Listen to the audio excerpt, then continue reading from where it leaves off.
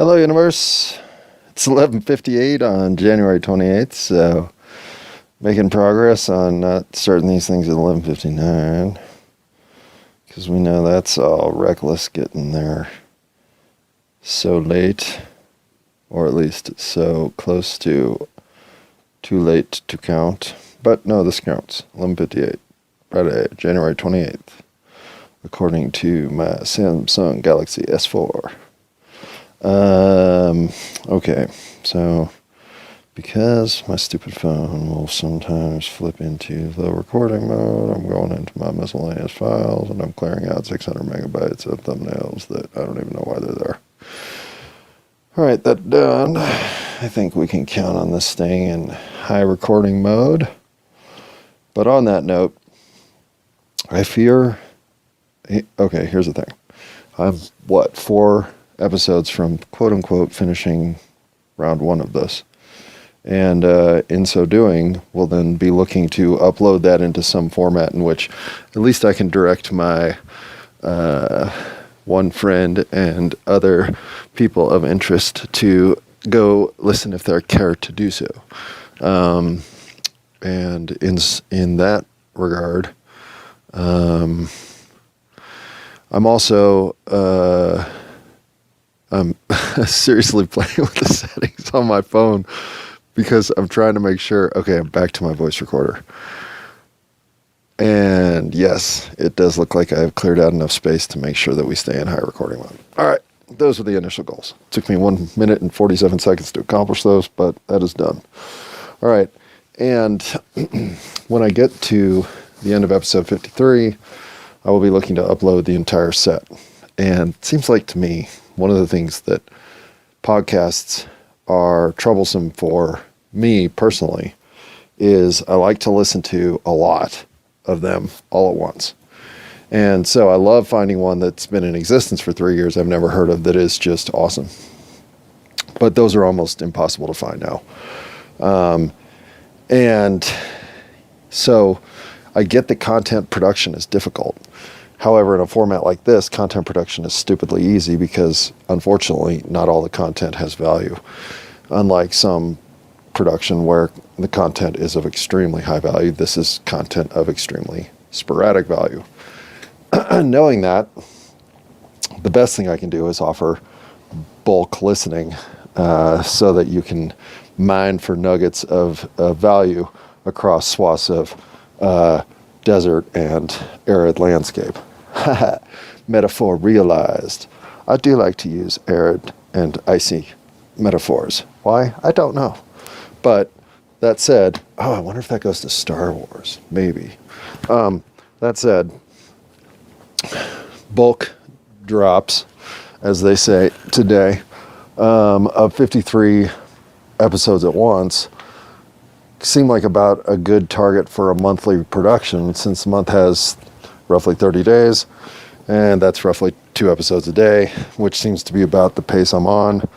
All that seems to sync up and give me what might be sort of annual plan to try to match as I do start to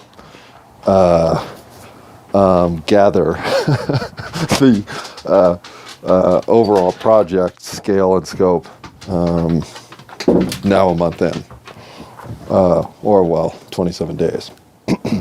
28, because now it's the 29th. Does that count? I mean, that seems silly, right? When it flips over and it's been 3 minutes, so now it's another day. I guess we have to have some lines in the sand like that, right? We can't just have everything on sliding scales of relativity. But today, I guess lines in the sand and sliding scales of relativity are a terrific metaphor for what I propose as solutions. And when I say I have solutions and that I think it's easy, I don't mean that it won't be challenging.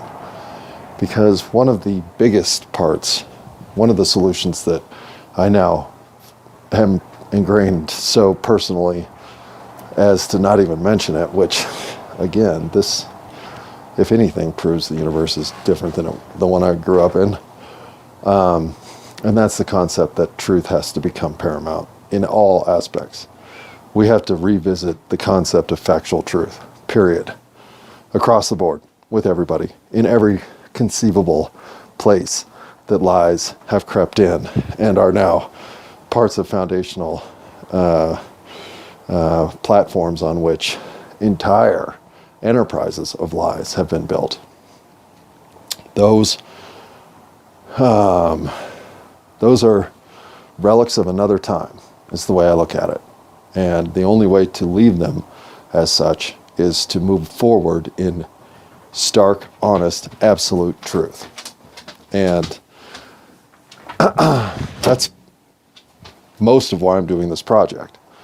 Because I figure if I'm going to demand truth of the universe, then I have to step up and be the first one to explain everything out there that I might have to explain that's kind of ridiculous, that I perpetrated in my attempt to lead a life that wasn't terrible. I guess that's as base level as I could say it. And coming to grips with who I am makes me realize that those missteps are simply that. I am not living as my misstep self. Because if I do hold myself to that, then we make no progress. And if you hold yourself to that, then we make no progress. And I'm here to tell all of us that don't we want to make progress? Are we not tired of this constant spiraling inward of snarling thorniness that just keeps getting more and more suffocating on all of us? Blah, blah, blah. Let's just snap these branches and get free of all of it by telling the truth. So, what scares people about truth? Well, being exposed for dastardly deeds, right? Or being shown to be different than how you're perceived, especially if how you're perceived is in some sort of excellent manner, and in fact, you can't live up to that reputation. You see, this is something I know a whole lot about. And I guess I'm scared most by the people who got far enough in terms of resources at their disposal to start positioning those on the board in ways to deflect the natural criticism that comes with living a life full of scheming and dishonesty. People do catch on. People do figure it out. People aren't morons. People do not allow you to get away with constant misdirection and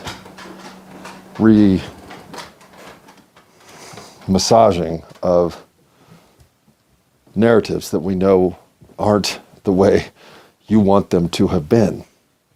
Lies, schemes, secrets, coordinated cover-ups, conspiracies,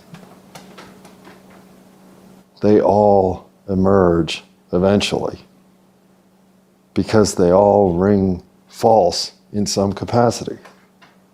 Truth has a settling effect on everybody because once you know the truth, then there's nothing more to figure out. But when you keep digging into something and you keep getting back the reverberation of, well, that just doesn't seem right. It's because you're being lied to, said Lee Harvey Oswald as they walked him out of the Dallas police station to be shot by some random guy in a parking lot. I mean, come on. This man just killed the most popular president in the history of our country. And we're just going to casually throw him on TV cameras to be shot in broad daylight? Yeah.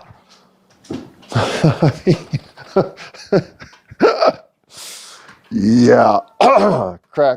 Crackerjack homicide division that is the Dallas Police Department with their white cowboy hats.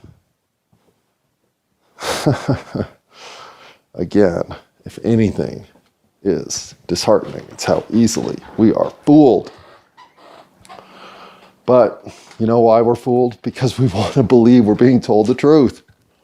We don't want people to tell us lies. We don't want to believe that people do tell us lies. And that is what the liar's biggest advantage is. They don't care. They don't care. They'll tell you the next lie because it helps them stay centered in whatever scheme they're trying to polish. Period. They don't care. Now, is that sociopathic? Perhaps.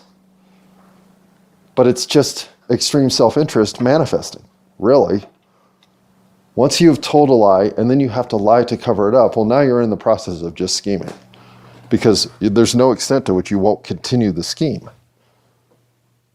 Getting caught in a lie and then fessing up is the only time that you can come clean, from which you will come clean. Because the next lie, on top of the next lie, on top of the next lie, creates an entire net of falsity that you will now maintain at whatever cost. But all you have to do is come clean. Just tell the truth. Just admit to all the charades. Just stop charading. I forgive you because I could have been any one of you. And so the universe that you're living in, the one that feels like at any moment everything could fall apart, I have lived in that universe most of my life. So I feel for all of you who are trapped by your own stupidity and lack of self-righteousness in the moments where it would have mattered. And now that you're wherever you are, at whatever scale of life you're leading that is just false, I feel for you. I feel for all of you. But you don't get to unwind this without doing the simple work of coming clean. I'm coming clean about everything. There is nothing I won't tell the truth about. Can you say the same? If you can, then I truly believe we can save the soul of humanity.